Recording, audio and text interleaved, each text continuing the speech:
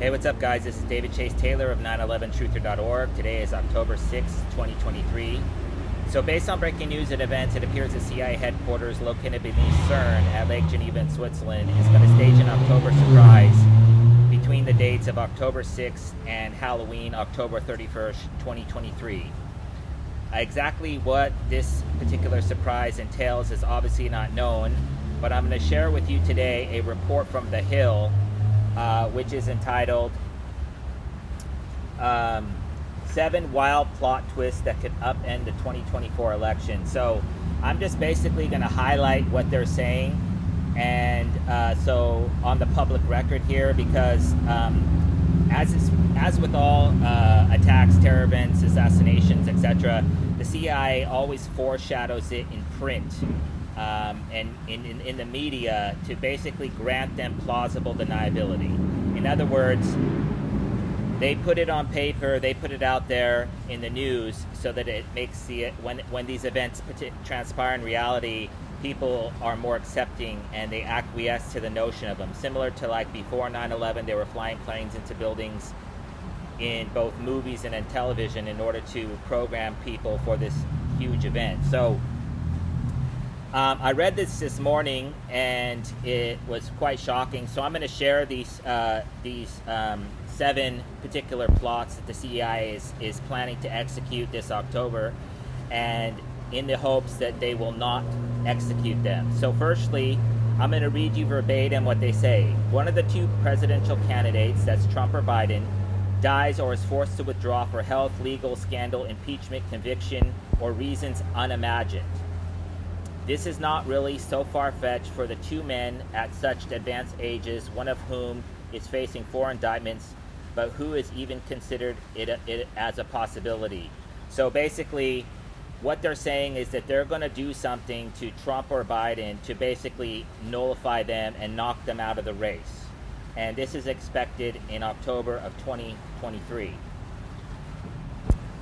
Second is a terror attack occurs on par with September 11, 2001. Depending on the circumstance, such an attack could hurt or help a Biden reelection, since changing leaders during a national crisis could be perceived as distracting.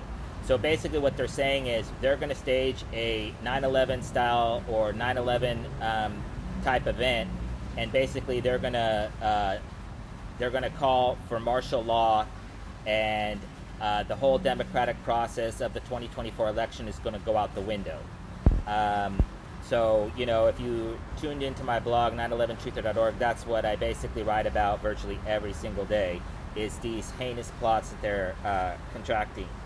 And this one says, an intentional incident or an escalation of an existing conflict demands a U.S. military response.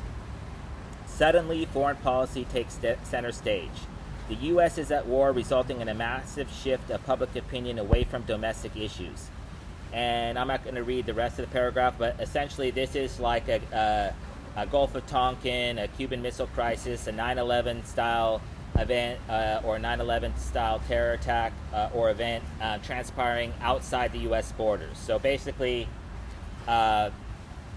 this attack would put the United States onto war footing. So basically, what the translation is that one or more of the United States allies will come under attack, most likely Israel or Ukraine, and then basically the United States would declare war, most likely against Russia, Iran, North Korea, Pakistan, Saudi Arabia, etc.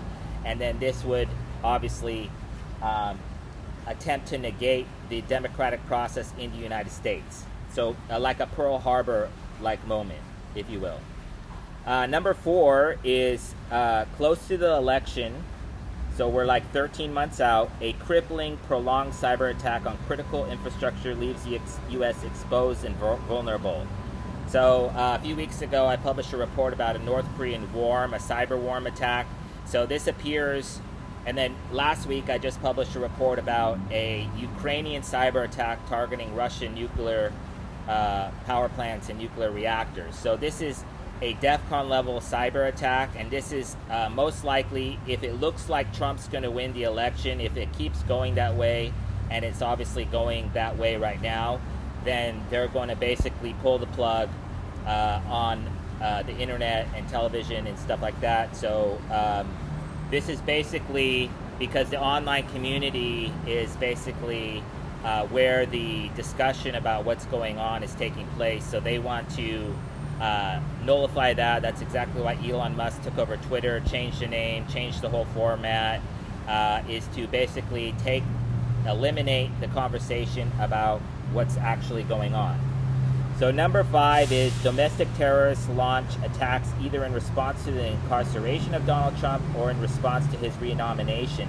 So this is basically stating that the CIA is going to stage domestic terror attacks and blame them on Antifa, Black Lives Matter, or on MAGA Trump supporters like Oath Keepers, Proud Boys, etc. So this will basically,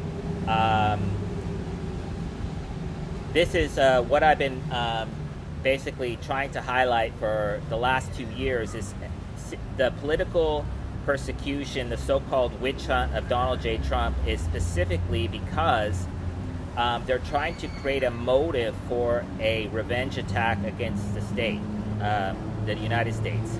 And if you follow my blog, yesterday I published a report about a domestic terror attack targeting Trump National Golf Course in Washington, D.C. So basically, this is granting the CIA plausible deniability in the aftermath of these attacks, which they stage, which may be left-wing or right-wing in nature.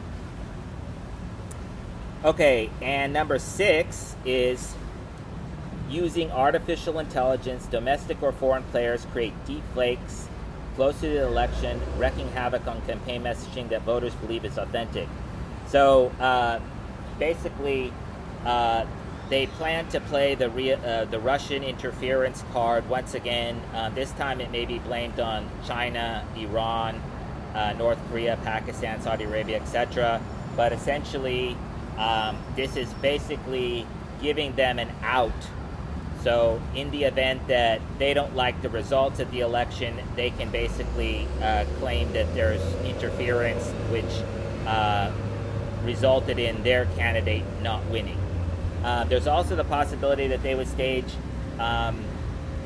release audio, video, text, or other forms of media, basically under the guise of foreign actors, as previously mentioned, in order to, like, fake messages that are essentially fake messages that appear to be real in nature.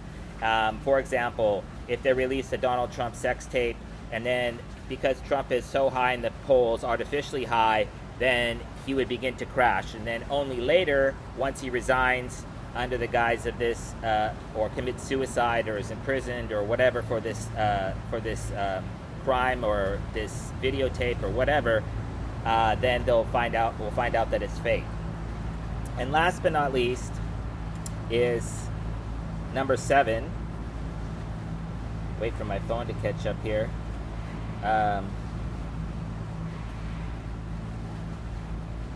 So number 7 says, given the opportunity of Trump and Biden, a third-party candidate catches fire and gains support above 20%. And then it talks about the Gallup polls. But anyway, so this is basically Biden is marred in all this scandal with his son and this quid pro quo, and then Trump with all of his indictments. So it looks like they're going to bring in a candidate to upend the two horses, if you will, that are in the race right now. I've been writing for a long time that it could be Tucker Carlson. So they're going to form a super ticket. Possibly on the left side, it will most likely be Michelle Obama with Gavin Newsom, possibly. And then on the right side, it may be Tucker Carlson with the likes of Christine Noem or Nikki Haley or somebody like that. I'm not sure. But this basically is laying the groundwork for a third-party candidate to come in and steal the election. So anyways, and it's also imperative to know, as detailed in my other videos, a foreign attacker invasion by Russia, China, Iran, North Korea, Saudi Arabia, Pakistan, a major cyber attack, a CBRN related event, chemical, biological, nuclear, radiological event, to basically take the United States to a martial law, national emergency, or DEFCON setting, and that's expected with the October surprise. I hate to repeat myself, but basically, regime change in Russia, escalation of the war in Ukraine, some sort of a major event to distract from what's going on in Washington, where the people are obviously not happy, and so it's called a diversion. And considering that the CIA had the balls to print this, to publish this, which suggests that those are the options they plan on executing at some point this October. So hopefully it'll be a peaceful month. And as always, I kindly ask that in the event that these things transpire in reality, that you contact and share this video with local, state, and federal law enforcement, military, and intelligence communities, as well as with local, national, and international media outlets. Peace.